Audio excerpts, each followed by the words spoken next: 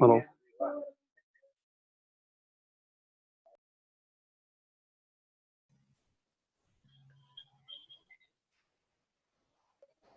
Sunil sir? Yes, sir. Just 1 minute, sir. Okay. Am I audible, na? Yes, sir. You are audible. Thank you.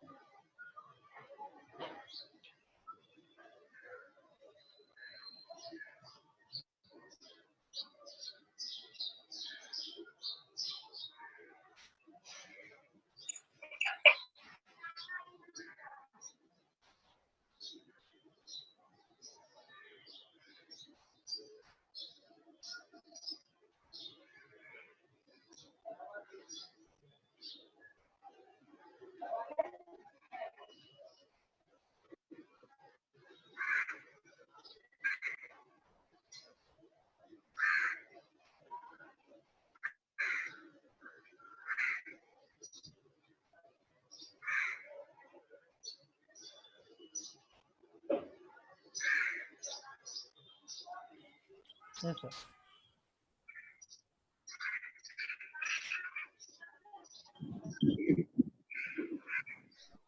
Mahendra, sir. Yes, sir. Shall we start? Yes, sir. Yes, sir. Start. Okay. Hello, good morning, one and all present here. This is Dr. Mahendra Mishra, Department of Economics, KSOMI College of Arts and Commerce. IPC member and Ramos member and one of the organizing member of this 1 week online faculty development program on advancing towards sustainable teaching, learning and evaluation methods. Organized by Faculty Development Center under Pandit Madan Mohan Malviya, National Mission on Teachers and Teaching, in association with Internal Quality Assurance Cell, KSOMI College of Arts and Commerce, under UGC Paramas scheme. Today we have two sessions. This is the fourth day. Session 1 on the online development of MOOCs platform for the online courses, and second session will be based on writing MOOCs proposals. So before begin with day 4, session 1, please rise for national anthem.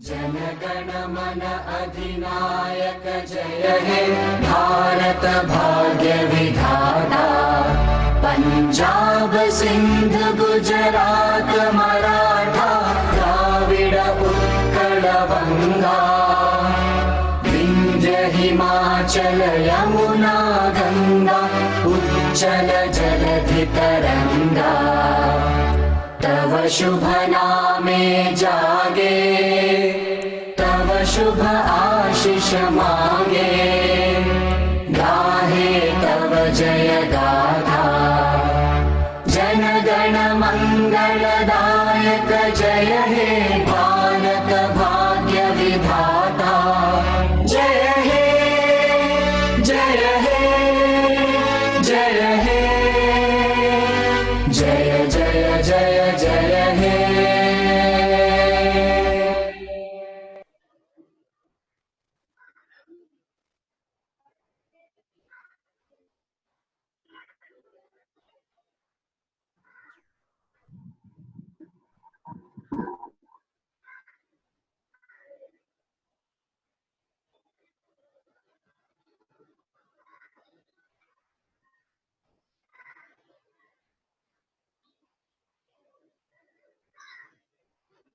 Thank you very much.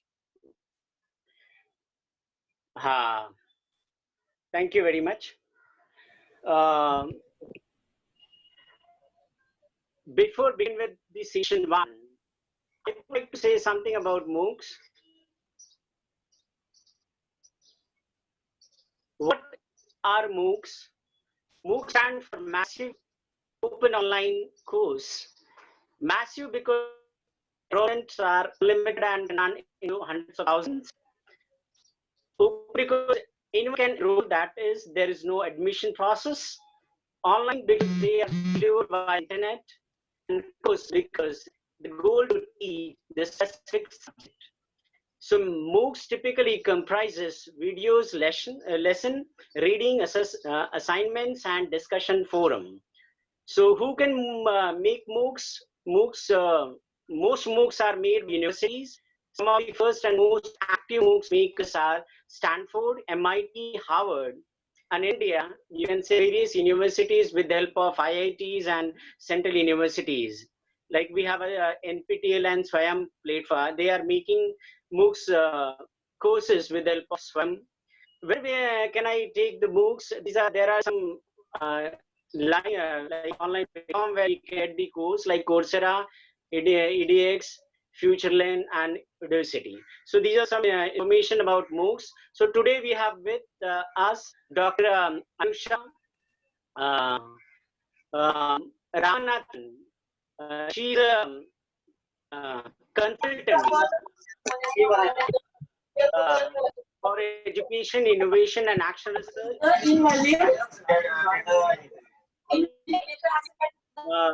Her current role is teach at postgraduate level, above. English teacher, professional development, coordinator overall TED for CLIX, and design, develop, facilitate MOOCs and blended learning courses. Principal investigator for TED English research, facilitate CLIX English module development and deployment as required. So provide academic writing support. Her research area is English language teaching, literature studies, teacher professional development, online and distance learning, ICT in education, higher education, policy and practices, resource analysis. She has published various n number of papers in national and international journals. And one of the important things that she knows 6 languages: English, Hindi, Tamil, Malayalam, Marathi, and French. Now I would like to welcome Dr. Anusha Ramanathan, madam. Madam, over to you. Thank you. That is like a, too flattering introduction, but thank you very much. What I will do is, I hope now everyone can hear clearly. There is an echo. Can people just confirm that they can hear? Yes, ma'am. Yeah, thank you. So I am going to share the screen definitely and take you through the online courses. Definitely, as pointed out by Mahendra sir, that the MOOCs are massive online courses, and I'm not going to spend too much of time in informing you what MOOCs are, primarily because we don't need to. You already know. There are multiple platforms. Primary source of MOOCs is that they are open platform, and we can look at them in terms of so we can also look at them in terms of how they're making education much more affordable, and they are making education a lot more accessible. And I think today, with a lot of emphasis in the NEP 2020 also on ICT and the thrust of the government in terms of how FDP programs, the faculty development programs, can be thought of in using more of online technology, that these are courses that are going to flourish in the future. And you have courses, and there are multiple platforms, and I'm just going to take you very quickly through them. These are very minimal slides. I'm going to take you more through the process of how a platform, one example of a platform looks. So this is primarily where we focus upon as what are the available platforms. There are multiple ones which are from the university. May I request that we could perhaps mute all the participants and then allow only hosts to unmute themselves? Yes.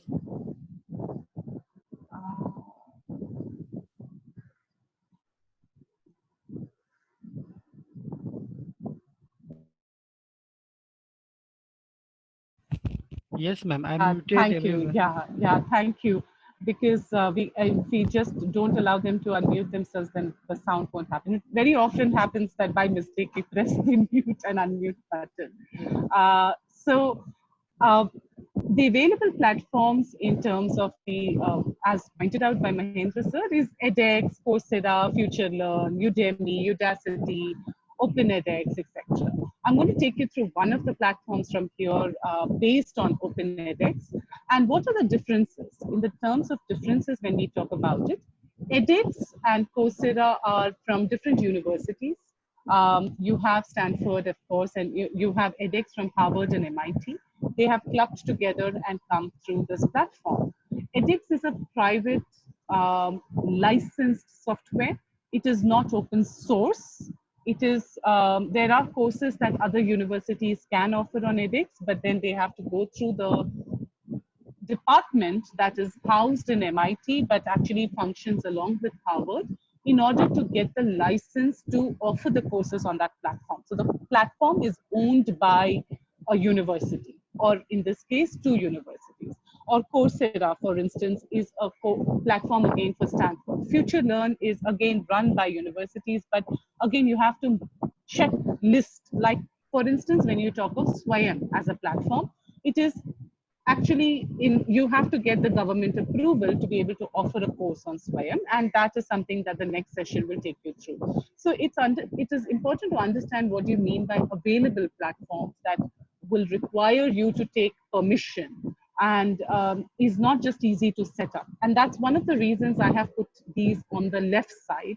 And on the right side, what you have is Moodle, or Google Classroom, or Canvas, or Schoology. And these are platforms that enable you to construct a course right now, right this instance, as an individual teacher, as an individual course instructor, without having to go through university aspects. Yes. Ma'am, little voice. Loud.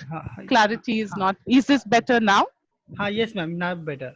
Okay, so I'll just hold the mic very close to my mouth, and I think that the air problem will reduce. I think your mic is moving. That's why it's like. Yeah. So if I hold it in this way, I think you should be able to hear me. Clear, ma'am. Yes, it's clear. Is this still very low, Chandana?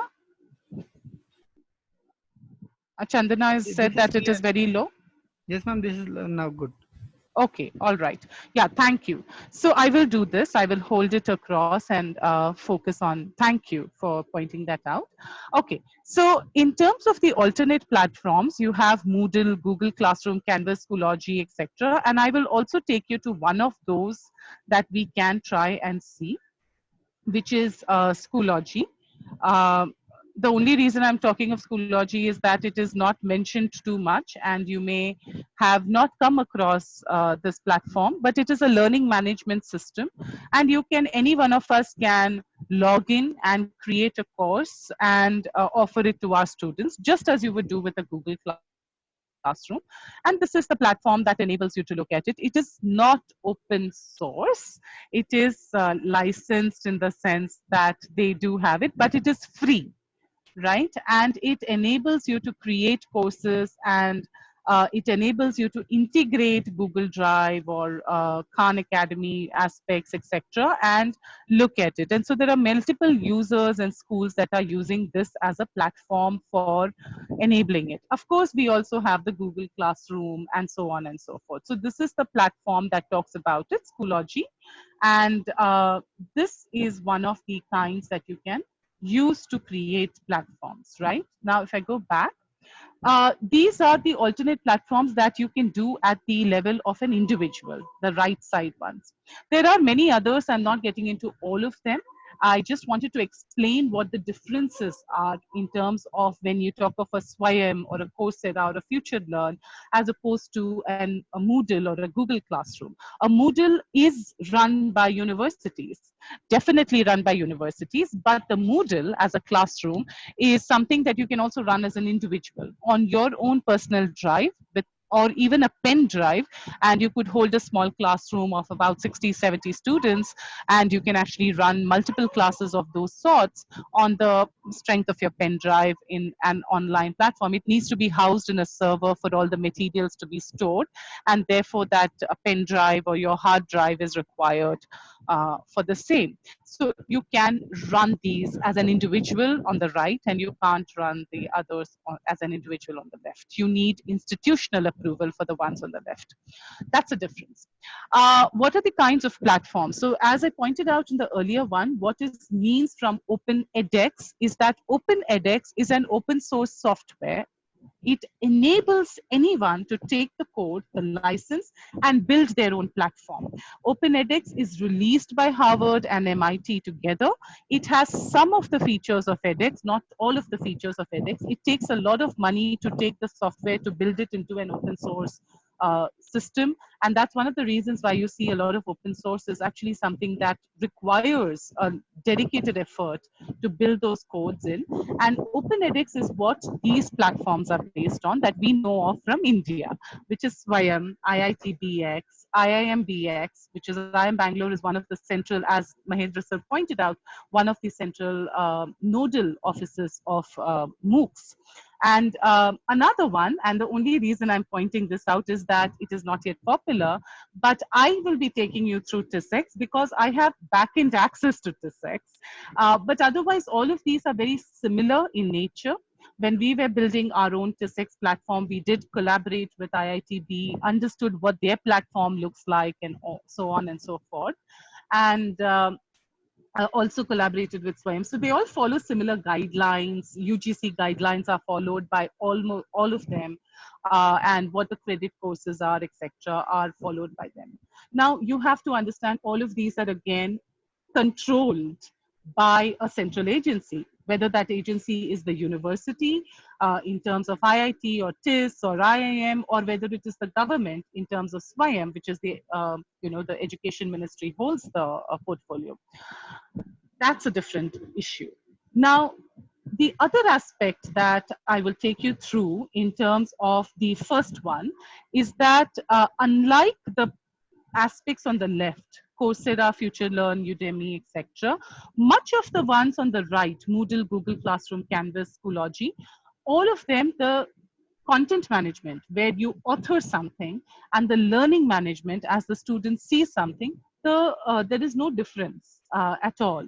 The authorship and the authoring platform and the learning platform are almost one and the same. So Google Classroom, you put in something, etc., and do it. And the Moodle, you will have edit settings, and only teachers get the edit settings, and they will be able to handle it, right? But in the platforms on the left, the ones which are based on Open edX, etc., there is a difference between the content management platform, which is the authoring interface, and the student interface, which is the learning management platform. And so those are the LMS and CMS, as we talk of them, are slightly different. It doesn't make much of a difference. Why has it been demarcated as such is that it protects, gives a lot more affordance to the teacher, and it ensures that there is, because the URL itself is different, it ensures that there is less likelihood of any manipulation, any hacking that happens. And this was something that the universities had thought of. And this is from MIT, Harvard legacy, and Stanford legacy that we are continuing. Okay, so as Mahendra sir pointed out, there are different types of materials. Video encompasses anything that you would be receiving in an in an animated format. You could have audio. You did not always have video. You can have audio. You can have, of course, animations and readings and recordings in that sense. You could have readings, PDFs, URLs, textbooks. Of course, you must have assessment. That is the entire point of a course to a certain extent. And the assessment types can be multiple choice, can be staff graded assignments, can be peer graded. And we'll go through all of these in detail today. And discussion forums. They're very important to build a community and a sense of community of learning. And the reason for that is that education is a social enterprise, and therefore, therefore it is important to focus upon as a social enterprise in the learning.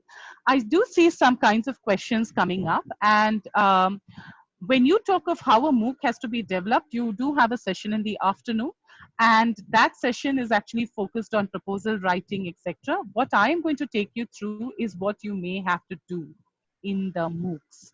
And there are different kinds of courses also available. Like for instance, Coursera enables you to look at how to learn a MOOC, and it's a 10-hour program. But you also have different kinds of educational technology aspects that can take you through. One second, I'll just show you this one. And so this is important to understand, that when we are going through MOOCs and developing them, we have to do something in terms of what we call a backward design thinking. First, understand what is it that my students can access. Can they access something on a mobile phone? Can they access something on a laptop? Do they have access to good internet speeds? Do I want my students to be able to upload videos, and how do I want my assessments to be? You need to think through all of that in order to be able to come up with a platform choice. That's one way of thinking. Another way of thinking is, I don't have a choice. I need to go on Swayam or any other platform. Say Swayam versus Google Classroom, both of which you're going to get introduced to in more detail. And there are certain affordances that each platform has. There is a certain kind of technology that each platform has. And that is important to keep in mind. And that is what we talk about as backward design thinking. That just because I have something in my head, it may not be practical or feasible. And I need to keep that in mind. And you begin with the end in mind and start working backwards. It's a very simple aspect. Now, I have given this as a backward design process, and this is basically what it is. Identify the desired results. Do you want your students to just merely read, see, and come back to the classroom and discuss? IIT-B, for instance, it uses this in a flipped classroom modality, where you have a lot of lectures. Harvard does this, MIT does this. I will say that TISEX was developed in consultation with IIT and with MIT. The Connected Learning Initiative partnership that we worked on is with MIT. And so we have talked to Anand, and we have talked to all of these people at Harvard and MIT for what we want of the Open edX platform, and worked on that. But so the way they use it is to use it in a flipped classroom model, where they create certain courses on the MOOC. And this is something that they call a SPOC. I will write it in the chat. It is a SPOC that you talk about it. It is open only to certain people of a course and who have signed up for the course. And it is not available to all. Like, you can't have thousands and thousands applying for it. The SPOC is using the MOOC platform, but it is limited itself to specific persons, and is an online course that is offered to specific people. And that is why it is limiting. So this is something that they would try and understand. So I'll just take you through it. Identify the desired results, determine acceptable evidence, what will be the evidence that you will identify, and plan the learning experiences and instructions in that way, which is why we have to look at the reading material. Now, if I understand that I want people to be engaged, the reason I'm asking this is I have an exercise in terms of what you will talk about in terms of engagement. So if I explain this purpose, and I would request you to type it in a little bit, just for another 2 minutes, we'll do this exercise. What is the purpose of having tea? What is the purpose of tea? And I'm going to look at my chats, possibly. In that sense, refreshing, yes. Fresh feel, okay. To refresh, to, okay. So refresh is the highest point, so I'll give it at that. I just want to quickly move to what the MOOC is going to look like. What is the process of making tea? Have a break, it's an addiction, get energy, fresh, okay. What is the process of making tea? As in, when we talk about the process, do you have to, there are these, is there, okay, let me ask it in a very quick way. Is there one way of making tea? No. There is multiple ways. There is a synergy and a dynamism, and some people will tell you पानी अलग से उबालो, दूध अलग से उबालो, पत्ती पहले डालो, and you will have the tea leaves first, then pour boiling water on it. Then there are these others like your raste wala chai, where everything is mixed up. The tea is put in, the sugar is put in. There are others who will say, no, no, no, no, don't put the sugar before, put it at the end. It spoils the taste of the tea, and they'll give you chemical explanations for all of this. And it's very interesting to see how long you must steep the tea, how quickly or how, you must take it off and all of it. So there are processes which are very different. And then there is an assessment of the tea when you drink it. And that is based on, do you have to drink it? And this is cultural. And I'm just running it through. Yes, assessment differs. And the tapri chai, the socialization tool, all of these are very different. The flavor may be the case. Some people may want it to be, they want the smell. So, they will just be holding it near them and just waiting. They don't actually sip it. Or they just take one sip of tea and they don't want a lot of tea. There are others who want a lot of tea. There are others, there is cultural differences. There are people who will have tea and they will leave some part of the tea at the end of the cup to show ki hum tript hai. And there are others who will drink the tea almost to the, the last bits. Matlab, it's also about the filtration process. For instance, I can't drink a Kashmiri kawa fully because I will have the sediments at the end. So all of these are kinds of where you talk about the assessment, and you have to understand just a simple act like tea. Maybe that you have a socialization purpose, you have a refreshing purpose, you have a purpose of wanting just a break from everything, and you want some other activity to do, and it's an activity to do. You have chai pe charcha or any other such thing, habit, emotion, everything.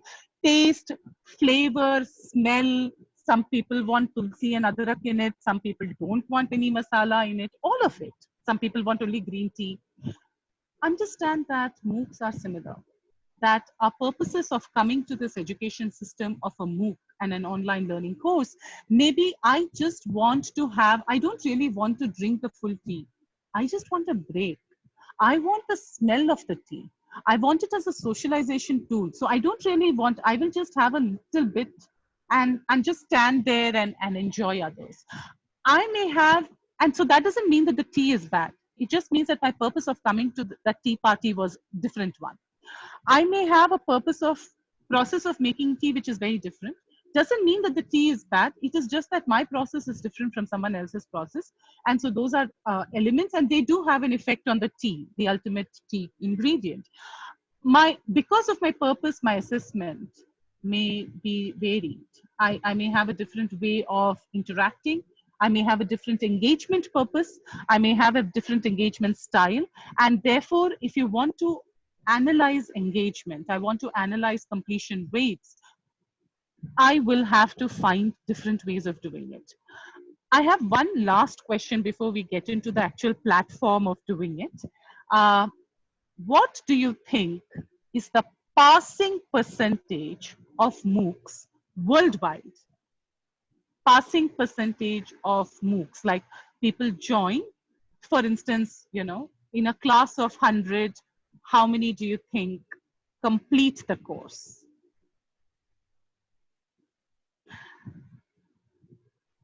You will be shocked. The worldwide statistics is 5%. 5. Not 50. Yeah, that's Dilip Kumar has got it right, 5. So it's 5%. And this is for paid courses also. Forget the free ones. Free to matlab heavy. I mean, how many of us have all honest, raise hands, and you've all joined the MOOC course and realized, oh, I don't have time. 5% is the overall passing. Swayam has a slightly higher ratio of passing percentages. It comes to almost 25-30%. And the reason for that is that you have something called an FDP program associated with most of the MOOCs. So the only MOOCs that they do very well in completion is the ones which are linked to the FDP programs. All the others, no, it is not about the conduct. It is about the fact that it is, as I said, and this is why the purpose of having tea is different. Many of you gave it as refreshing, break, activity. So you may have different aspects, right? And you join a MOOC because I want to learn how to teach. Do I have to do an assignment for it? No, I don't care. I'm just there to understand what are the kind of materials I will get. I may join a MOOC because I liked it. I found it interesting. And there are 3 other friends of mine who are doing it, and then they all dropped out and I also dropped out. I may do a MOOC because I on a Sunday realized I felt very guilty about that I'm not doing anything to improve myself. I joined the MOOC and then I realized on Monday that I have no time. Joining a MOOC is very easy because, as Mahendra sir pointed out, you just have to click and you join. And so maybe register. And so only the one that are career recognition of courses have actually a 30% completion rate. Even they do not have anywhere near what you pointed out as 80% and 90%. I don't know if you have joined Swayam courses, but we would get these wonderful, as a student of some of the Swayam courses, I would get these wonderful things of, 5,700 students have joined the course, 3,400 students have joined the course. And then assignment 1 of 3,500 students, 2,500 students have submitted. Assignment 2, 1,100 students have submitted. Assignment 3, please submit because time is running out for the course. Only 700 students have submitted. So it's about that in terms of it. Not that they're all very rigorous. Some of them are actually very easy. Some of the courses you can actually finish doing in 1 or 2 days. It is not that completion is very tough. So I do want to point out these aspects also. This is not something that you're doing as a regular course. The one course that actually has some of the courses that actually do have 80% to 90% completion rates are something that Harvard introduced as micro-credentials. What this means is that in the first year, they have something called a master's program where because students from India, primarily India and China, don't have enough money to do the 2-year program in Harvard. They can't afford to take a 2-year break to do a master's program in Harvard. This is all MBA courses. People are 30 and so on when they are trying to do them. They do 1 year of micro credentials for which they pay quite a bit of money, but it is much cheaper than going to Harvard. And they complete the courses for the certificate. And based on the certificate, they get to enter the MBA program, and not all MBA programs, some MBA programs. They get to enter those MBA programs and study only for the second year. And so they're there for the second year for certain courses, which have to be, in person. And so they get the experience of Harvard, but they don't take a break of 2 years. They take a break of 1 year, which they manage to do. So those certificate courses, and they have a stiff amount of money that you're paying, even they are at an 80% completion rate, not 100%, but they have a much higher completion rate, of course. So that's one of the things that I did want to point out. I am going to take you through to TISEX not because it's my, yes, because it's my institution, but also because I have access to the backend there. The FTP is rigorous. Self-paced courses, do they have a better completion rate? No. Self-paced courses, most of the MOOCs to a certain extent are self-paced courses. At least to the extent that even if I am in a Swayam course, even if I don't do, while they tell you that unit 1 must be done at this time and unit 2 must be done at that time, they generally open it up and allow you to do unit 1, 2, 3 all at the last week. Doesn't make much of a difference. The point is I don't have time. Or the point is I joined a course without realizing the amount of work I have to do for it. It's not that the MOOC, MOOC karna aisa nahi hai ki you just go and watch a video.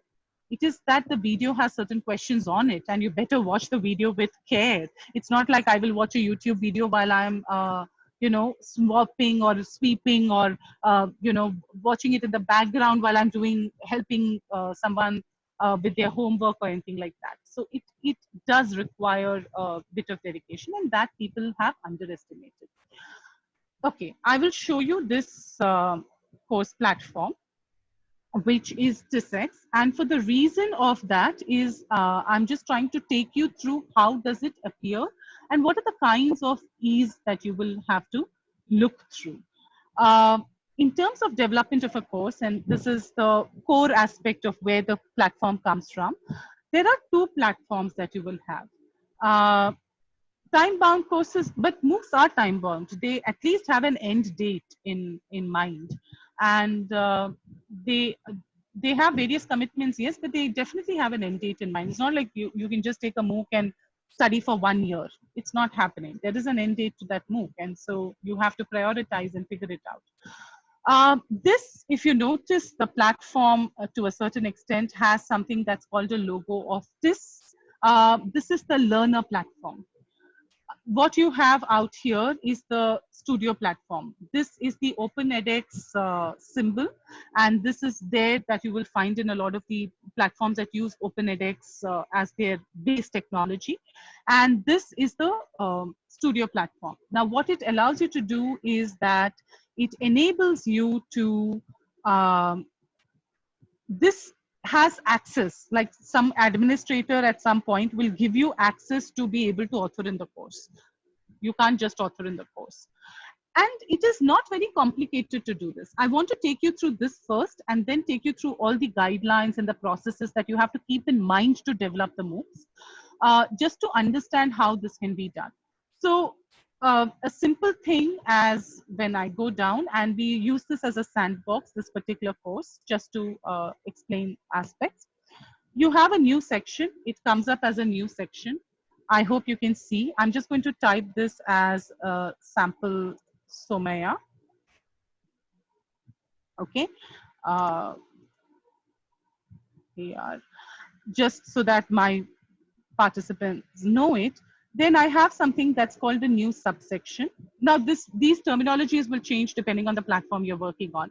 So if you have Coursera, it may be the words are different. If you are working on Udemy or Udacity, the words are different. FutureLearn has a different terminology, but it's a similar aspect that this is what we would call in the university terms of our design syllabus, the unit. This is what you would in the university syllabus call it the subtopics of the unit. So I would have topic 1 or session 1, and I would be able to use something in session 1, right? So this is, it seems very simple. I'm just clicking on it, using the pencil icon, typing it, and so on and so forth.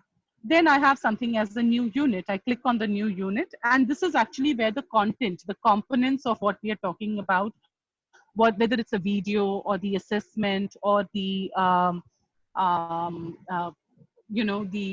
readings, all of them come to be. So this is actually what you would talk about as the component 1. I'm just typing it as component 1 so that you are able to see what it comes through. Now, within this, you have certain features. You have a feature where HTML, this is your text. This is the most used one.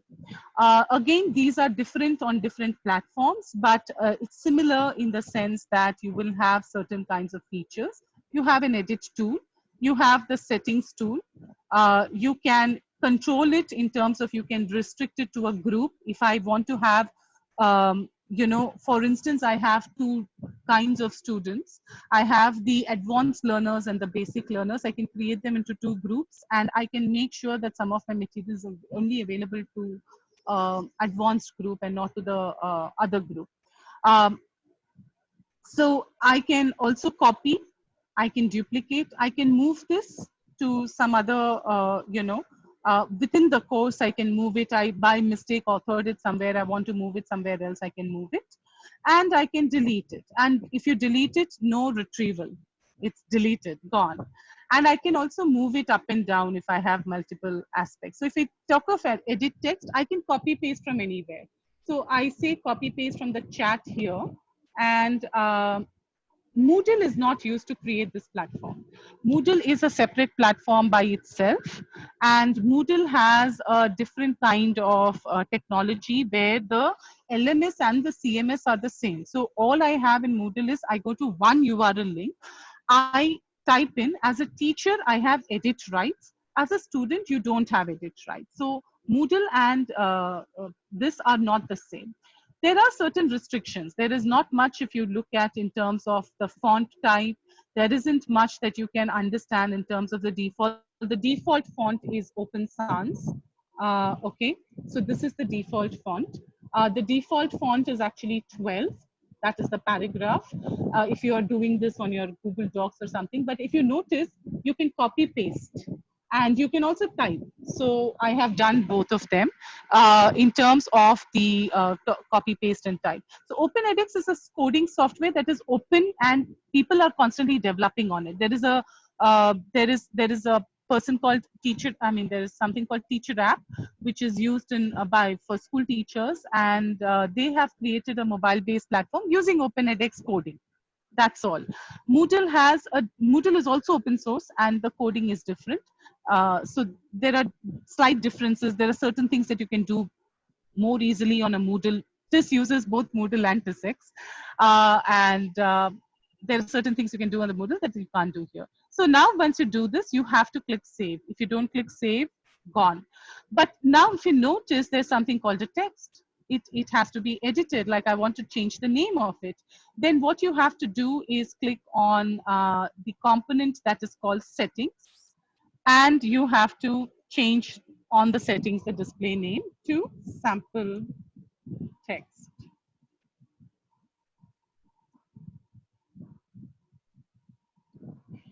And that's it. You have to click save. Every time you have to click on that blue button to save, and it would have automatically done it. It's not very complex, as you as rightly noted. But what is very important to notice out here is certain things that I want to point out. One, you don't have too many features. The level of stylization that you may want is difficult. The second part is that if you copy paste, and this is true of any HTML based text, which what this is that if you copy paste which bullets and kinds of font changes and all of it, it will look horrible. Okay, I'll give you an example and show you how this runs. Okay, I'll just come back to this a bit later, but it will look horrible. The other aspect of it is that when I'm clicking on an image of insert image, it doesn't mean that I can copy paste an image and just paste it there. I have to upload the image right at the beginning into this platform. This is different from how Moodle works. So I should have had to upload an image, and then I will have to take that source image and put it down here. These are certain platform elements that you have to keep in mind. Mera image pehle se hona chahiye. I should have a source of it. So let me just show you these elements. These are very simple ones actually. I'm just taking you through the very basic ones and showing you how it works.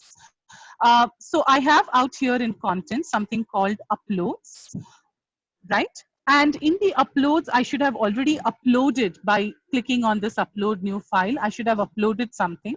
And here with this forces, I have something out here, which is called the studio URL. I should click and copy this in order for an image to show up in my studio. Please understand, each time that you upload, and why is it important to get to this Creative Commons license, is each time you upload anything on this platform, there is a web URL that gets automatically created. What does that mean? It means that your content is searchable on the net. What does that mean? It means that a publisher, if you take a picture of their publication, by the way, Macmillan, Longman, all of these have dedicated resources to understand, to search for all this kind of copyright violations. They can go to the Google, they have special servers and searches that happen. that can search for this information. If they find it, then your program can be taken out. edX will reach out to you because all of this is actually by edX. Okay, even though it is the aspect, it is by edX. So it is powered by OpenEdX. It doesn't matter whether it's YM or whatever. It is powered by OpenEdX or Coursera or some other program. They will reach out to you. You better have a good explanation for why you used it. You cannot use fair use license programs out here. That's not allowed. You better have a good explanation. And if you don't, then your program can be, your course can be taken down. In fact, they write it in their terms and conditions. The second part of it is that if you continue to do this infringement and say a university continues to do this infringement, and these are cases that have been documented in Harvard, in Open University platform, in the Open edX platform, in edX platform, in Coursera platform, despite people constantly saying it, certain programs, they do not realize what the copyrights are. They have been found out through this web link, which you don't have a control over. You can't say, no, I don't want a web link. It automatically generates it. And they've been found out and they have been sued, and then the university gets blacklisted for 5 years, 3 years, 2 years, depending on the policy. So please keep that in mind, that your information and the pictures and whatever you upload, whether it's a PDF, whether it is a graph, it's an image, has to be copyright free. There is another thing that occurs is that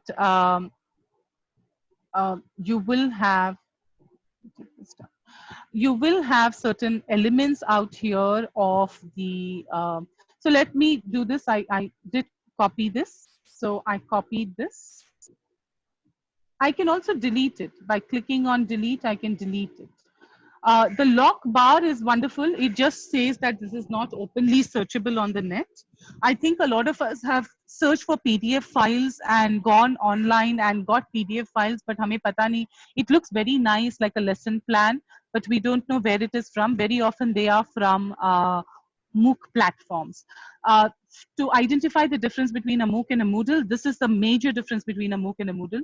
You do not have this in a Moodle. Moodle does not create a WebEx link, a web link. That's one of the things that happens.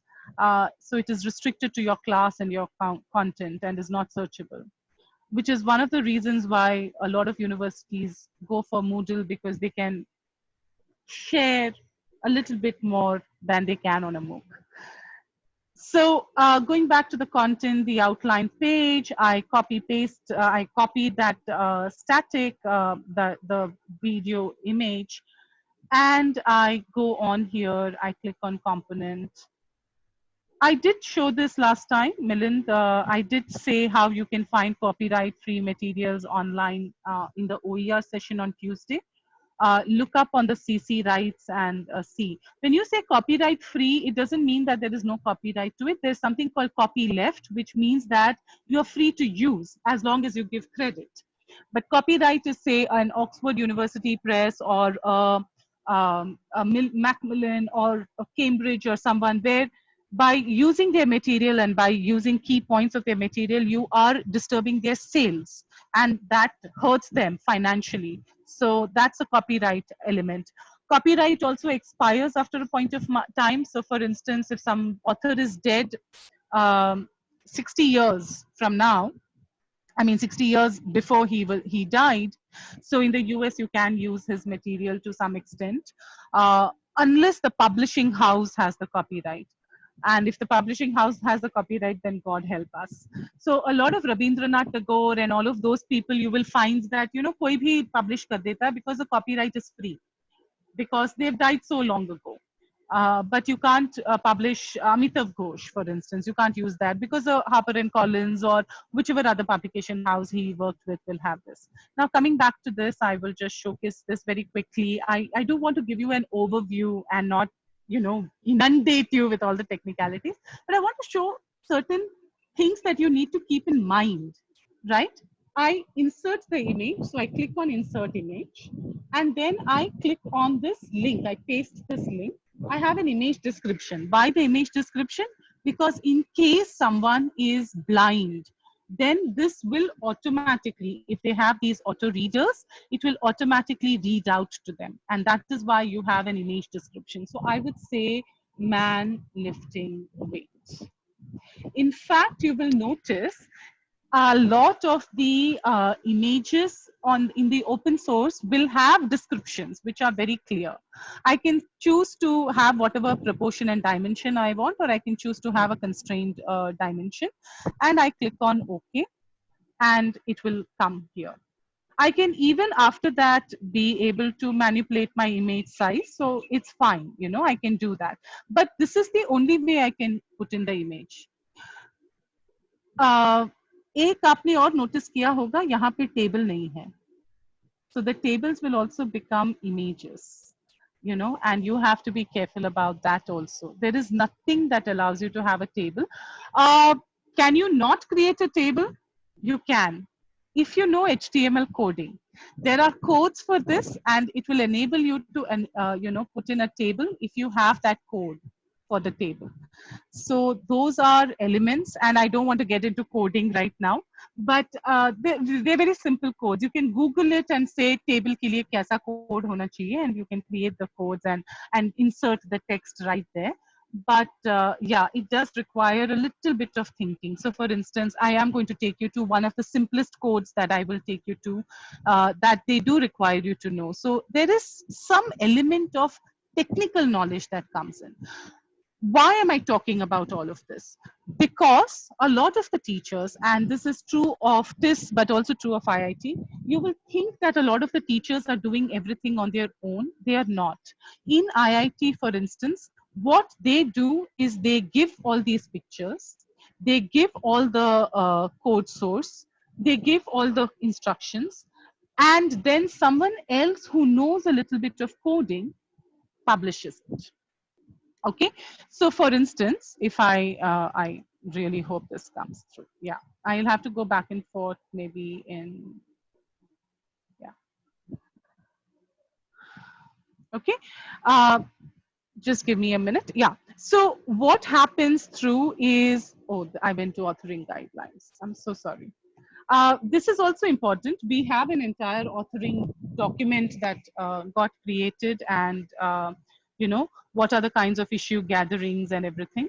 So for instance, let me do this.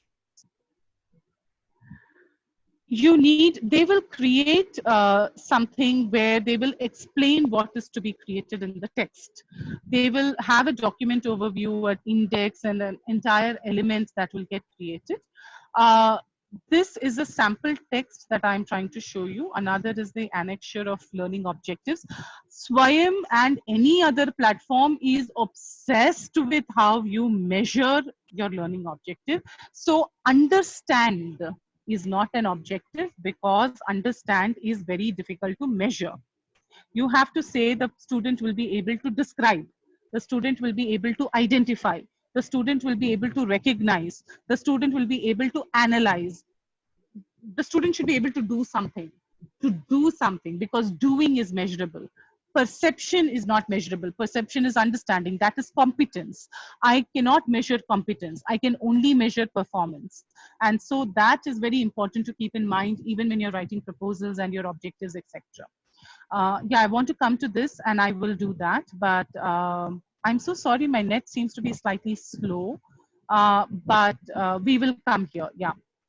So I'm showing you certain details that we have used in our platform also to try and tell you how this gets created. So when you are trying to create an authoring template and a filled in sample of a template, you want to take them through, and this is exactly what IIT also similar. I mean, I'm not saying that it is the exact, obviously every university and every college and teacher will have a different thing. We ask them to think about how will you, you know, write a concept. What will the first activity look like? What will be there in it? What will be the formatting? What is the introduction? So they will write all of this. In this unit, you will. read, complete, fill, compare. What is it that you will be able to do? What are the outcomes? This is a sample template. You can please change it according to whatever you want. But this is a kind of thing that the teacher kind of gives to the authoring team. Does it mean that the teacher cannot author herself or himself? Of course, the teacher can. It's just that maybe teachers are not always the best equipped to do it. Or they are not interested in doing it because it requires some HTML coding. If you want to learn, and I am a teacher who's come from an English literature background and I can do some coding, anyone can do it, I promise you. So, they may have certain activities, a session introduction, tell us what the component type is. So the teacher should already have an idea of the platform. And I'm taking you through it for that reason. As a teacher, you should have an idea of what is my material going to look in. Do I want it to be on a text platform? Do I want video? How long will this video be? Is there an introduction that I want to give to the video? Because if you notice, I will show you that the video will have no instruction. So what is the state source? And why is this important is because in case you get, and by the way, in India, you have two things that you have to be constantly wary of. One is, of course, the wonderful Open edX platform and the Swayam platform where the publishers can come at you and say, "Tumne mera material kaise liya?" Another is the RTI. Someone can file an RTI and ask you, where did you get this resource from? And so, yes, you need to have you need to document your sources. It's like MOOC, creating MOOC is like creating a textbook. So all the copyright violations that you will think of while writing a textbook, you need to keep in mind while creating a MOOC. That's as simple as that. So when you were submitting your PhD, every single thing that you did in terms of findings or whatever, you would have had a resource at the back end where you would have all these, I have this stack of materials that in case someone asks me, are you sure you did this? I will be like, this is the material, that is my proof. I did this, I found this, I wrote this, or some student gave me this, or whatever in my material source. So you will have to have this as clear. Is there a transcript? Is there uploads and all of it? So they need to be clear about it, right? I go back to my platform and I showcase that here. In order for all this to come through, this is, once the teacher gives that material, the authoring team or the teacher herself can take the material and copy paste. Basically, wohi hota hai. Because you may want to edit it. If you notice, when I was writing here, there is no text editor. So it's not like when I'm typing out here that all my spellings will be auto-corrected. So I do Google, okay? And I press it. This just shows me here that I have that. And why does it show me? Because it shows me because I have Grammarly added to my Chrome extension. Not because the platform has a thing. And I wanted to show you that. The platform by itself does not recognize spelling errors. And so you need to have that spell check and everything done prior, because this is the final sample. Because once I save this, and I want to show you this, once I save this, and I have to, I'll take you to the platform 1 second, to content. I can also publish from here, but I wanted to show you the difference in how the yellow, the blue becomes, the yellow and the blue and the black and what they mean. You can hide content.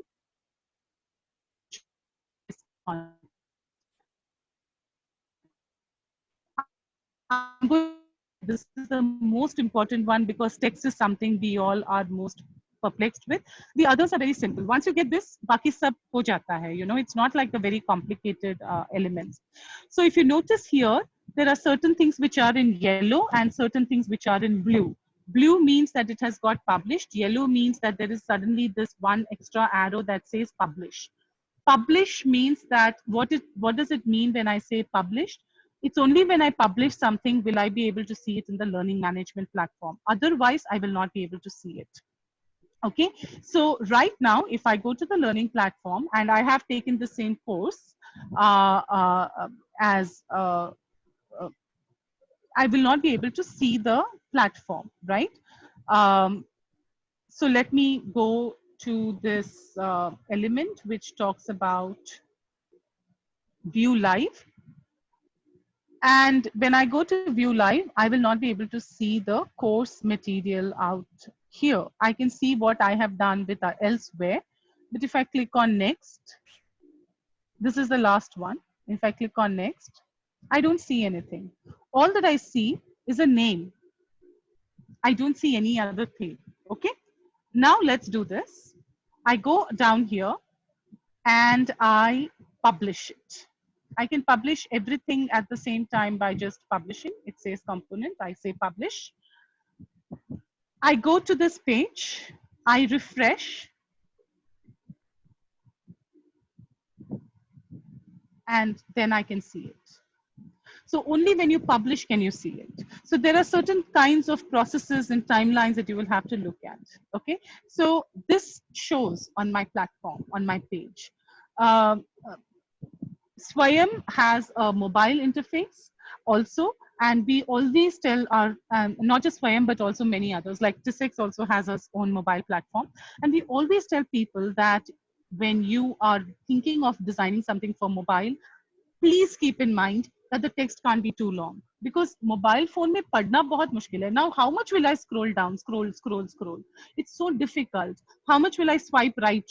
You know, it is difficult. So depending on the kind of mobile app that you have, or the mobile browser means I'll have to scroll down, up and down. And if I have an app, it means I'll have to swipe right and left, you know, because it will automatically filter it and put it on page next. I'll forget, yeah. It is so difficult. So break it down. You know, that's one of the key aspects of a text, is that keep small components, break it down, so that it is easy for people to chunk it. So one of the key aspects of writing all of this is to chunk it. You will find that in the authoring template. You know, a lot of our authoring guidelines are very short. They are not long. And that is very important. Now, I'm going to take you through assessment and video. One type of assessment, because everything cannot be covered out here. But, and of course, you can ask questions. But I will take you to the video component right here.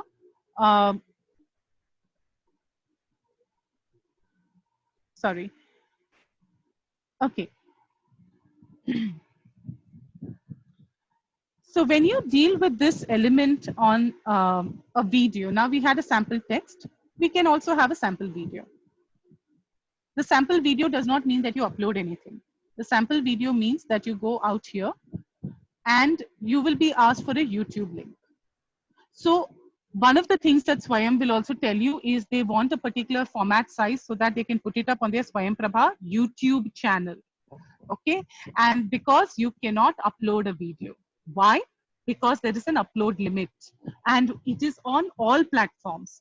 All that changes in that is the upload limit. Even on Moodle, there is an upload limit. On Moodle, you can, I mean, the institute chooses it, because servers have to hold it. No, my institute server cannot hold it. So in on OpenEdX, the default is 10 MB to upload for a teacher. There is no video that you can really play for 10 MB. You can play GIFs. One very good camera, image, one image of a screenshot is about 2.5 MB. So you can understand that. So even your PDFs files have to be reduced. PDFs are preferable and all of it. So video, you can default embed it. You can give it a name, and you can import the YouTube transcript. You can upload a new transcript if it's your own video. It need not be a YouTube video. It can also be something that you store on your server. But for instance, Swayam will definitely say that it must be loaded on their Swayam Prabha YouTube channel. And once you have done that, you can click on save. I'm taking the default one. That is, this guy is the Harvard expert of MITx, Anand. And he talks about all of it. So this is how it will play. And students can play it. And they can also watch and read the transcript in the side and all of it. Okay, if there is a transcript, some of the videos may not have a transcript. and they can do a lot of other things of, make it full browser or whatever in that sense. Now, this is how you would have for the video. Again, I can move this up and down. I can have the video first, and I can have the text later. So it's very easy to move up and down. It's a matter of a mouse. Sorry, it's a matter of click. Take it up and push it out here. And what did I do? Okay, I'll drag it down. This is, yeah. Okay, so I can drag it down and upload it niche in that sense. In that box, I have to leave it. That's all. Now you can understand why I can't do this on a mobile phone, because this dragging up and down, I can't do on a mobile phone. I have to do it on a laptop. By reducing DPI, capacity can be increased, of course, but by reducing DPI, you also reduce the quality. So if I reduce the DPI of this icon, I won't be able to see the finer features of the eyes or anything of that sort. Now, that works for certain images, but say I have a chemistry sample size, problem. Converting it into Google Drive will not work. No. Google has to be public. You have to enable people to come onto the public forum and push it in. So the point is that you can, there are other elements. I mean, we have found workarounds, and I'll give you one of the workarounds, since that is something that people are being interested in.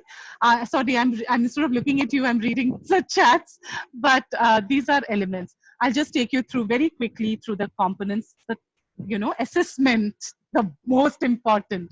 You have different kinds of assessment. The most common ones are checkboxes, multiple choice, etc. What is the difference? Multiple choice is single select. Okay, so there is only one incorrect answer. There is only one correct answer. Everything else is incorrect. OpenEdX is brilliant. It will have HTML coding. If you notice this, these are codes. If you take this out, problem. So this arrow mark, while it seems like हाँ कुछ नहीं है, the arrow mark is a code. Okay, it's an OLX markup. They use very simple aspects, and you can use this and you can replace your assessment type by typing in, please see this as sample. Okay, I can also type the thing, can I choose more than one? Okay, can I choose more than one option in multiple choice? And I can have a question mark, and I could have incorrect answer yes, and the correct answer no. And you may think that it is, sorry, no, and this is, I don't know, not sure. Okay, now you may think again कि ये इसमें कुछ problem नहीं है, but ये important है. This cross is what marks the correct answer.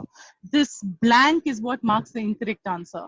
The space is important, because if you don't have the space, that round circle will not be put in. So these are points to keep in mind, and it is not complex to do it. Of course you can do it. See, it changed. Right? And of course, the same way of changing the names, etc., you can look at, and I will take you through that also. I'm not going to do everything because it's very similar, but I can go to settings and I can change the multiple choice to, put it as sample. This is not important. The maximum number of attempts, how many attempts do I want? I'm so sorry. How many attempts do I want? Is it 1? Is it 2? I can put that in. And so these are instructions that the teacher must give the authoring team. If you're not authoring it yourself, you need to have those instructions with you, because this is something the authoring team otherwise will just put it as default. What the default means is that this number of students, the students can try any number. Basically, that's what the default is. Do you want it to be that level, or do you want it to be, that they can attempt it twice? What is the problem weight? So at the time of authoring, I need to know that I want to give it. So what is it that each response field is 1 point? Or is it that say I have 10 questions that I want to ask in this problem. So then I put it as 10, 1 point for every correct answer. Or maybe if I mark it as 1, which is what it will give it, then if I have 10 questions, then every question will be worth 0.10, 1/10 of 1 mark in that sense. So I may want to put it as 10 or 100. All of this you need to have thought out before authoring. And that's important. Can the options be randomized? Do you want it to be randomized always on reset? However, these are points you need to keep in mind. Do I want it, when do I want the answer to be shown? After the course ends, when it is past due, when I want it to be only if it is correct, or when it is finished. And finished is generally what we all prefer, because the number of attempts, after they do twice, then they can see the answer, and it is okay because they will get the feedback also. And I click on save. Okay, so these are important elements of the back-end information. So question dena kafi nahi hai. Attempts batao, grade batao, sab batao. All of this is important. Now it right now shows this as ungraded. Yes, Mr. Avinash, please ask the question. If you've raised your hand, so you can either type the question or ask the question. I'm reading also. Okay, now I can save it. Of course, if a student has more than 1 attempt, they can save the answer, they can show the answer, show the answer because I'm on studio, but they can do it. Okay, I'm assuming if you don't ask questions that I don't have to answer them. Okay, now what else? Yeah, can I do another thing? I'll just show you one more in terms of the problem type. There is something that you have called with hints and feedback.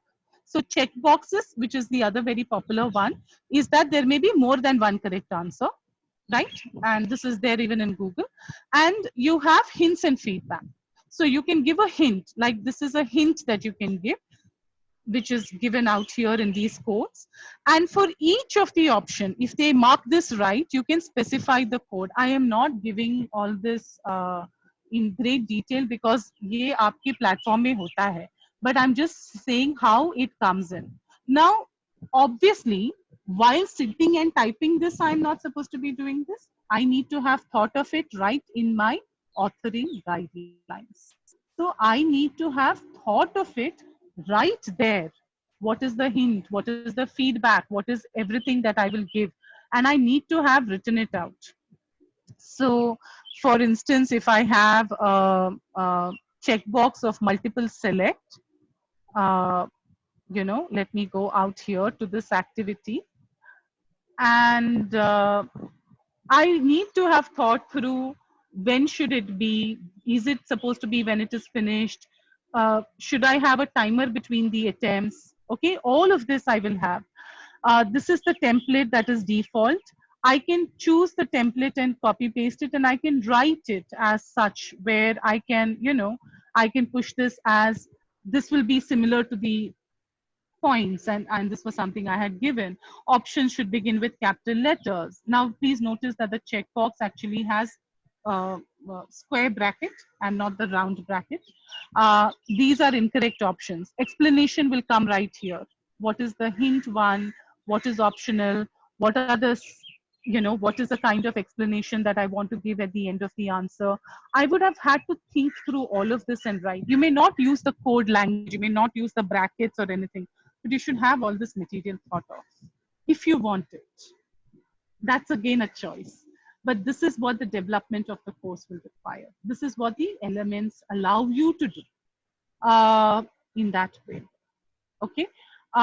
So if I publish this as a student, I can take it up.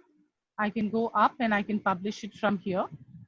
And once I have published it, I can go here and I can refresh my page. I'm just showing you how it looks on the LMS side as a learner, how it looks. And I can go here, it will automatically refresh. If I play it, the video will show. I have my sample. I can click on no. I can click on submit. I can click on save as well. I will not see the answer, or I will see the answer if it is correct. Okay. If I click on not sure, then my second attempt is the one that is saved. And so it shows that I have used 2 of my 2 attempts. My submit is gone and I've got 0 points. Okay. If I have checkpoints, it is, you know, my correct answer and my incorrect answer. If I click on this, you can also have partial points if you want. But as such, they should have got both the answers in order to get the points. But if you notice, there is an, you know, feedback. In the earlier one, there was no feedback. There is only right or wrong. So those are elements that you will have to think of and you can orchestrate and analyze and put it in. I know I am rushing through, but there is too much to look at, and it is, but I hope I'm giving you an idea of how you need to think it through. And that is what the idea of this FTP was. The video, the problem, again, problem may have other things, like in advanced, you have something called a open response assessment, where you can create open responses and you can have peer feedback, or you can have just staff feedback, right? So I could just have a staff feedback, but you need to have rubrics. So rubrics are very important, and you cannot mark this without a rubric, because you will have to type in, you know, what are the kind of points I'm giving. So you can change all of this. You can change this point to 2 or 3 or 0. You can change the option name, and you can do all of this. And I will come out to the component side. I don't want to save this part. I'll come to the component side and I just go on previous, for instance. And what I have is a peer assessment where I can upload my assignment. This is how it looks for the student. I can assess my peers. So I can assess my peers where the step is closed right now. I'm so sorry, I should have opened it. But anyway, and I can also, I will get all these rubrics to deal with. And all I have to mark is choose. It will be like, you know, fair. Was the unifying theme presented? So it's like a table, and I have to just click on fair or good or anything of that sort. So that's all that occurs, and I save this component. I also will have to click on the response date. When should it start? Should it end? Is there a text response required? Can I allow a file upload for a student? Swayam, TISEX, all of these allow students. As an author, you have 10 MB. As a student, you have 5 MB. The default is 5 MB. So on Swayam, if you have uploaded and you've taken any courses, you will realize that the upload limit for a PDF file, which is all that they allow you to do, is 5 MB. And you can't upload a higher file drive than that. And so you reduce it and you merge it in that sense. So will you allow file upload, or will you allow only text uploads? Do you want to allow only PDF files, or do you want to allow PDF or image files? Generally, these are defaults. And what are the top responses do you want to show? All of this you have to, so this is how it comes, you know. And all I have to mark is mark them in this manner, not selected or whatever. So I just have to mark in this manner, and I have my responses to a large extent. So this is a peer assessment work. All of this requires, if I have not done something properly, then it won't save the assignment. Okay, so it is also important that every checklist of theirs is marked. And the last one, which is the discussion, you can have a discussion forum. This is all that comes in discussion. What does that mean? Is that you will have to look at it and say, FTP, sample, FTP. You have to give it a topic level, student level visibility. So sample, FTP, discussion 1, and you save it as that subcategory. This is all that appears. So if you want to have any instructions, you need to have a text box above. But this is the discussion component that appears. Once I do this, I still need to publish it. every single time I have to do it. There are two things: you have to save, you have to publish. And then when I go out here, I will be able to see in the next component, I will be able to see in that same unit section, I will be able to see the video, the multiple choice, and I can now also see the discussion. And in the discussion, I can, show the discussion as a student. I will show the discussion, show the post, and I can add the post, and I can type it. And this is something, if you have been a student, you can always, you know how it is done. So, some.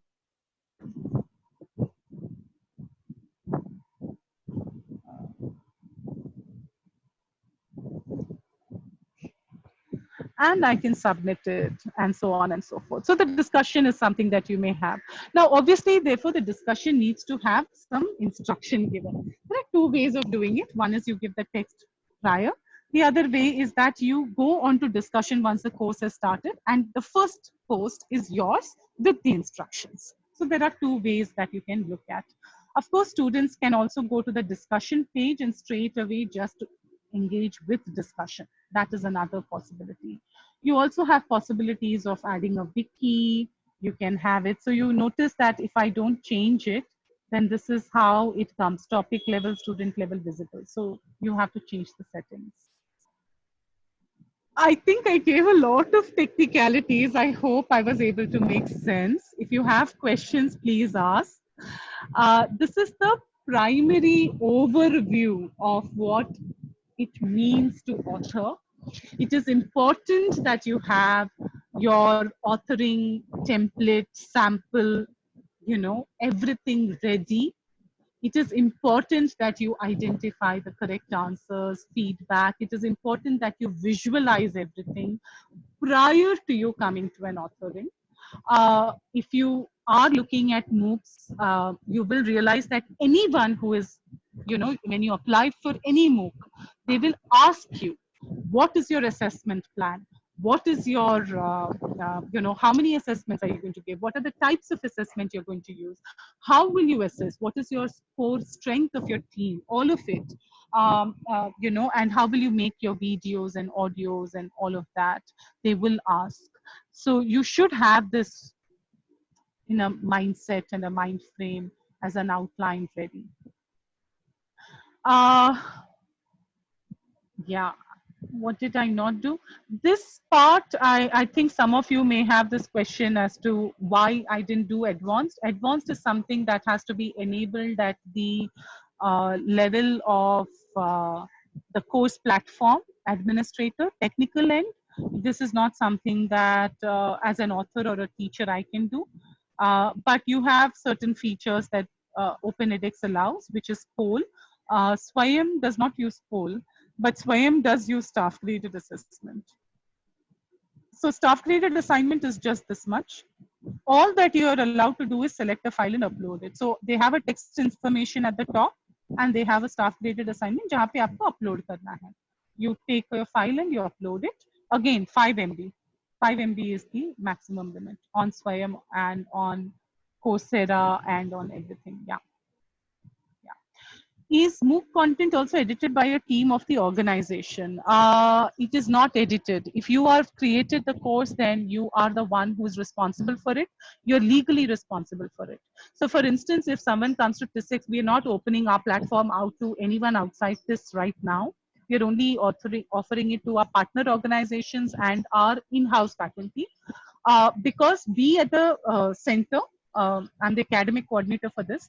So we do go through the material, and we have a Turnitin subscription. So we put it in Turnitin and see whether there is any plagiarism.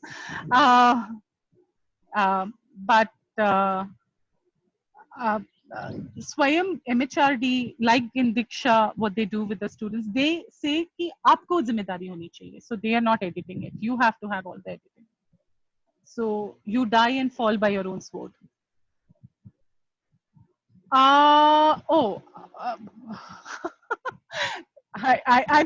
only reason I used TISX is because I know this. I can go to the back end of the platform. Swayam, I can't show you the platform at the back end. as a staff member. That is the only reason.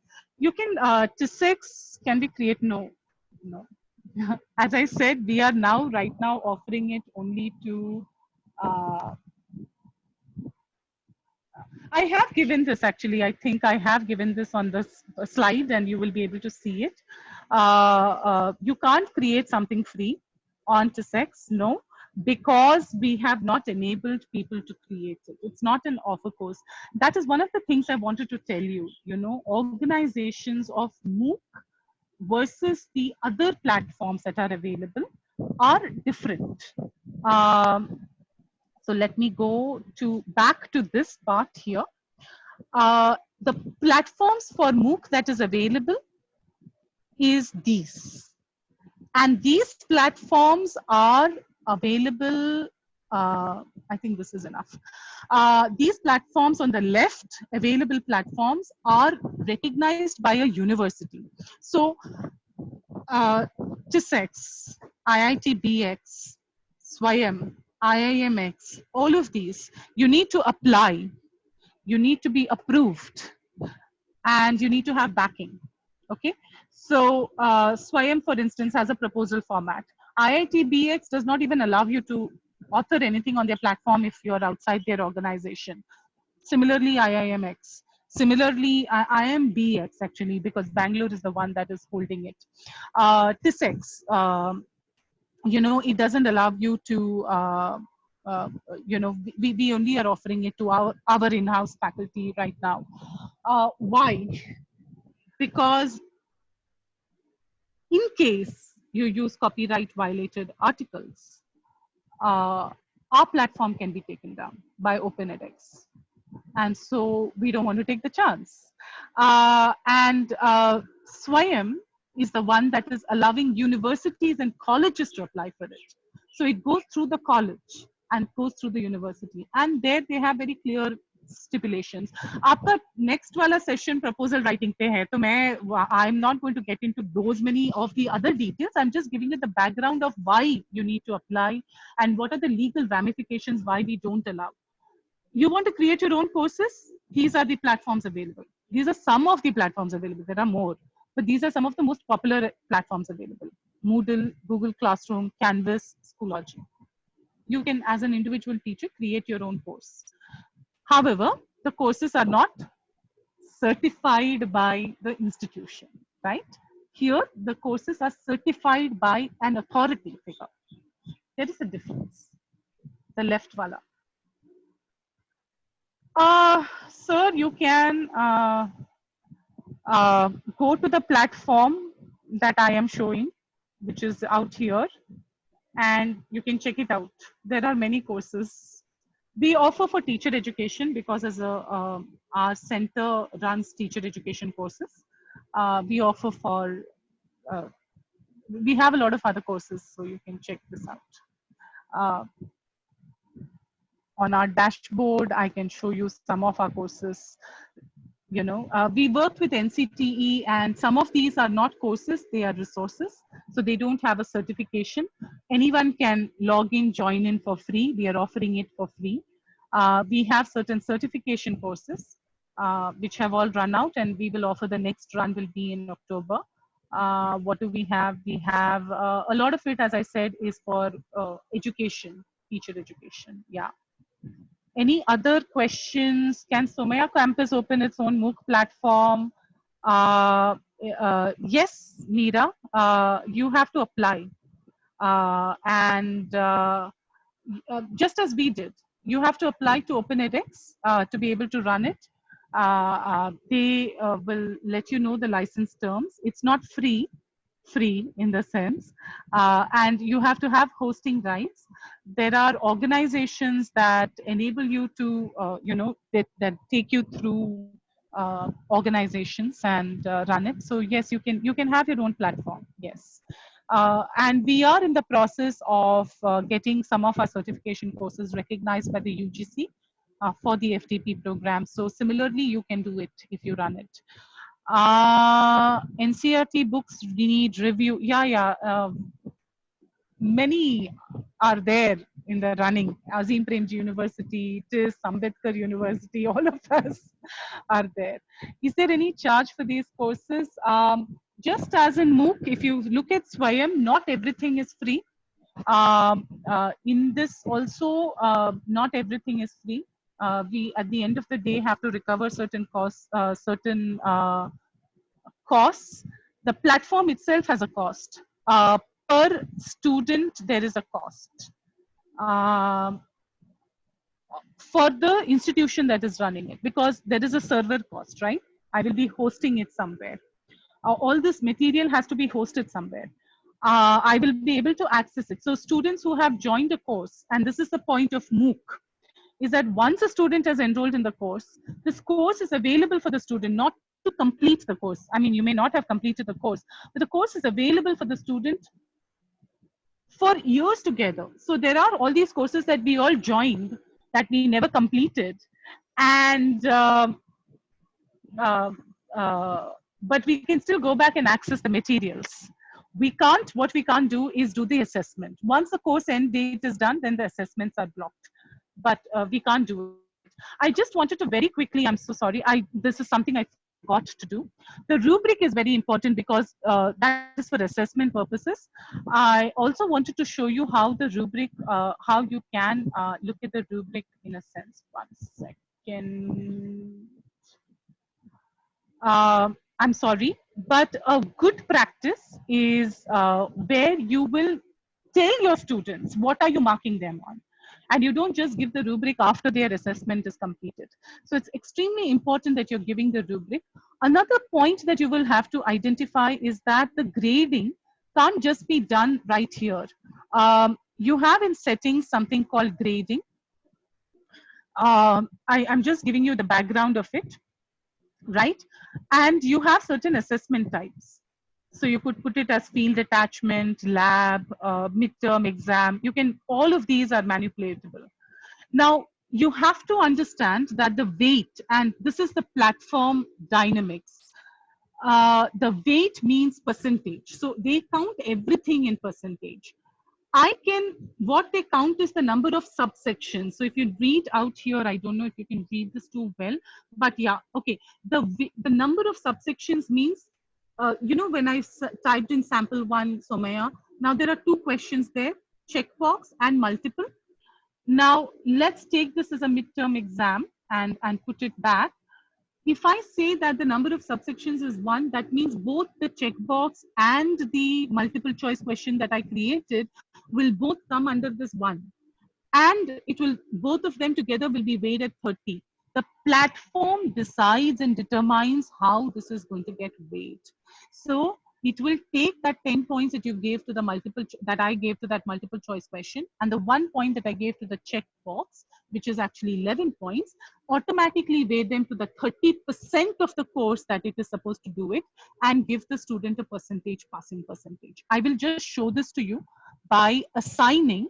I wanted to show this back end by assigning in the outline midterm exam. I'm so sorry, I forgot. I really wanted to do this because it's very important. Assessments are always forgotten, and that is my specialization, and then I also forgot it. I can publish everything, component, okay? I configure the release date and the visibility, etc. I can hide the components till a specific date. So when you talk about paced courses, this is how they do. Sab author ho jata hai, but the visibility we will hide from learners, or we will release it at a later date. Okay, so I can do that. UTC time, because the platform generally recognizes UTC time. This is the session. This is the subsection, as we pointed out. This is where you will be able to configure the grade. So I will mark it. That is why the 10 points we're showing is not graded. I mark it as a midterm exam. I save it. Okay. Now, oh, I did. Okay. Wait. I will just go out here and I will check the exam. The MOOC courses created has weightage in CAS, yes. I think API is still needed to become professor. Yeah, there people are answering each other. Thank you, Dr. Prashant, for answering those questions. I think those are there. Uh, okay, so now I go out here. I have graded this. If you notice, now I have got my 0.0 marks of 1 grade and 0 out here. Okay, I should have got at least one more correct answer for me to do something out here. Let me show this as, let me put this as correct. Okay, and then I click submit. Okay, I have this as submitted. I have got 1 point. Now I can go to progress and I can check my answer. I'm able to do some of these things because I'm the platform, I'm at the platform end in that sense. And if you notice out here, I have got my midterm exam already marked out here. All the other assignments, because this equals to 1%, because there are other outlines in this course, all of these have been also mapped to midterm. So it automatically weighs in the calculation for you. Okay, so that is where it comes in from. Are there questions, other questions? 12:33. I am sorry, I seem to always take more time than required. Are there other questions that you have on this? I can try and cover. I think Prashant sir has already answered some of your questions in terms of API score, and Baswaraj sir has also done that. So yeah. Creating all of this, okay, there was something else. Do you think MOOC ka link? Do you link MOOC course? Do you link MOOC course or Swayam to API? Okay, no. All right. That is again API Sambandhit. Answered. That has been answered. Okay. Any other questions? Mahendra sir, anything that I should clear? Debuta ma'am. Yeah. Hello, participants. If you have any questions, you can click on the raise hand option, and madam, you can ask madam questions. Do you have? Yeah, I think people can perhaps unmute, allow participants to unmute themselves. You can all unmute yourselves now, whoever is there. Copyright materials.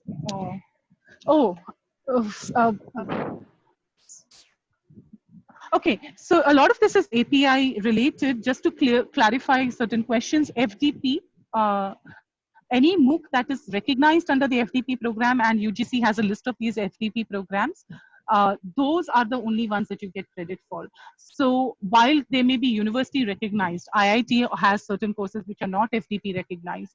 IIMB has certain courses which are not FDP recognized. We have a lot, all our courses currently are not FDP recognized by that list. If they're not, then no, you don't get points. But it of course depends on the university, because right now under the law, they have been given the freedom and the flexibility to decide whether a Coursera or a Harvard X or something like that can be pushed in.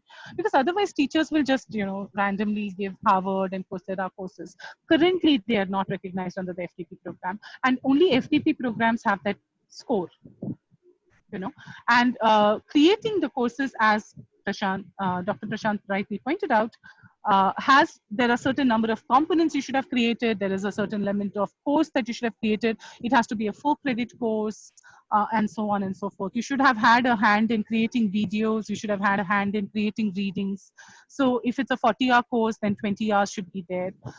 There are certain points that you have to keep in mind. Videos should not be too long. These are certain parameters, Videos can't be too long. I forgot that I have asked questions on certain things that I have not covered. But NPTEL courses have weightage if they are under the UGC. Yes, so for instance, AICTE has certain courses under the FDP program that are offered on NPTEL that have API weightage. But this is something else that I have a problem with Swayam, and I was talking to Shubhangi about it, saying why I will not, focus on. it says that you must have 20 hours of video content. We have studies after studies coming from, and it has a lot of specifications on, and you will study that the next session. But it has components on what are the weight, how can you create a video. We have found in a lot of our studies that you don't have to have a lot of video. If you really look at the components in terms of the engagement, the platform engagement, you will find that people actually do read. They don't necessarily watch the videos. They don't necessarily watch videos with talking head. So the talking head is basically what I'm doing right now. You can see the image, and you can see, if you have the speaker view on, you can see my face also, right? So small talking head box yahan pe aa sakta hai. So the studies from Harvard and MIT have found that it is not required. You could have a good video. Another thing that people have is studio mein hona chahiye. Again, something that Udemy and Future Learn have done a lot of studies on the kind of programs, and a lot of independent evaluators have done a lot of studies on these programs and found that it's not necessary. In fact, videos where you are more informal, you are face to face, and in fact, even Swayam says that please don't read a scripted format. Be informal. So इस तरह से जैसे अभी बातें कर रहे हैं, if you make some mistake, it's okay to say sorry and go on. Be conversational. Those work better. You should have clarity in your audio because people should be able to hear clearly. But if something is off a little bit on the video, it is okay. And video should ideally be short, not too long, because people generally switch off. So those kinds. I was not very, this session I could not do too much of, engagement of asking you questions, but there was too much to cover. I still feel I have not covered everything, but those are certain elements. You will find that people actually engage with discussions. They don't necessarily do assessment, but they do read the materials. So what they have done, and there are studies that are doing this, is that like all of us, we go back to a course that we never completed, and then we read the material or we look at the extra references and we join it. So it goes back to that, chai kyun peete hai kind of question. Yeah. So, Any other question? Canvas, Mukti's MOOC courses are eligible.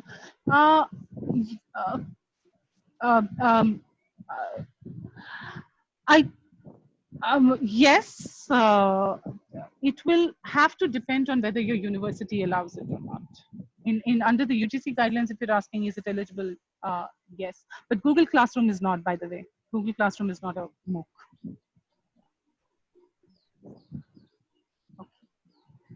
Okay, yeah, over to you, the organizers or whatever.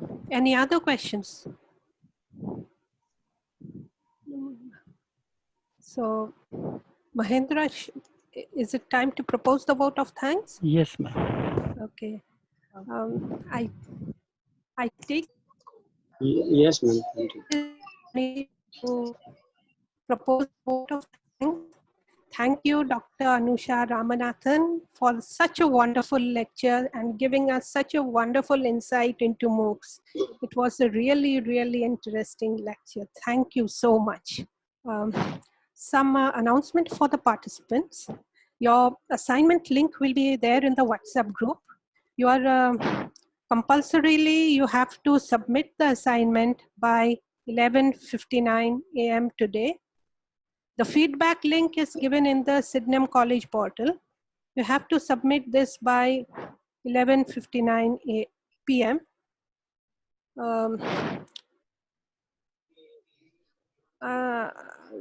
The feedback is compulsory. You have to do it. And I think, and we'll meet again back at 2:30 p.m. for the second session. Thank you.